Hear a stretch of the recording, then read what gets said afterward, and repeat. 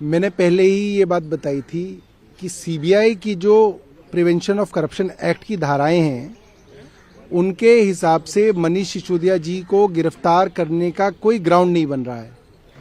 और ये बात बिल्कुल तय है कि सीबीआई की धाराओं के अंदर मनीष सिसोदिया जी को जमानत मिल जाएगी।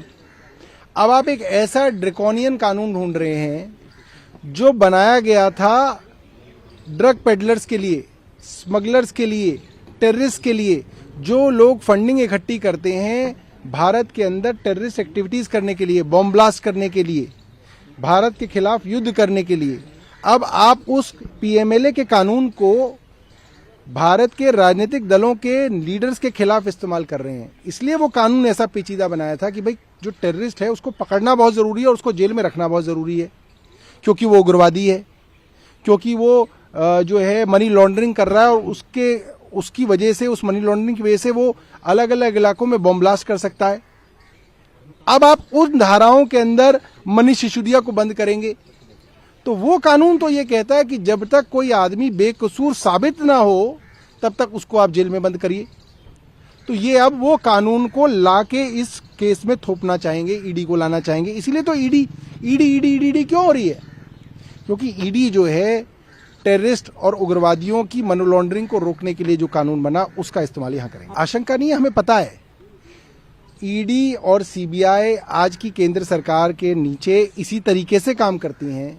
पहले सीबीआई किसी को जो है बुलाती है, उसी से पूछताछ करती है, उसकी जमानत होने को होती है तो ईडी आ जाती है, फिर ईडी कहती है कि हमें कुछ नए सबूत मिले हैं, ये है, फिर ये है, फिर वो कहेंगे कि साहब इसके अंदर जो है हमें मनी ट्रेल नहीं मिल रहा, इसलिए आप इनको अंदर रखिए। अंततः वो ये कहेंगे कि मनीष सिसोदिया साबित करें कि ये बेकसूर हैं। और किसी भी चीज को साबित करने के लिए आपको कई महीने और कई वर्ष लगते हैं, क्योंकि कानून की अपनी प्रक्रिया है।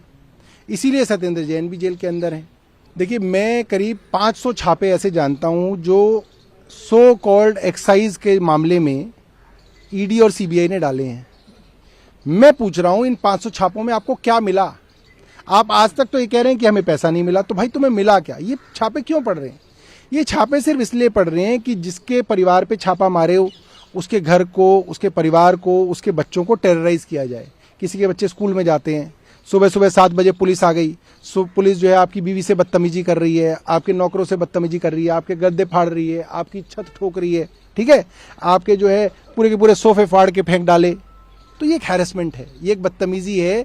और ये एक तरीके का ये है कि साहब आप अगर केंद्र सरकार के बारे में बोलेंगे तो आपके बच्चों से लेकर आपके पेरेंट्स तक, किसी के यहाँ बुजुर्ग पेरेंट्स रहते हैं, सबको टेरराइज करना है। कोई सबूत वबूत नहीं मिलते इनको इन छापों के अंदर, सिर्फ बदमाशी है। देखिए, अभी तो देश में प्रजातंत्र है, बाबा साहेब भीमराव अंबेडकर का संविधान लागू है, तो अभी जो आरएसएस है उसको पार्लियामेंट का दर्जा नहीं मिला इस देश में, तो वो अपने कितने भी जो है रेजोल्यूशन पास करते रहे, उसकी कोई कीमत नहीं है इस देश के अंदर, फिलहाल नहीं है। हो सकता है आगे भारतीय जनता पार्टी चाहे कि उनको भी कोई संवैधानिक दर्जा मिल जाए, बट फिलहाल उनके इन रेजोल्यूशंस की कोई जो है कीमत नहीं है इस देश में।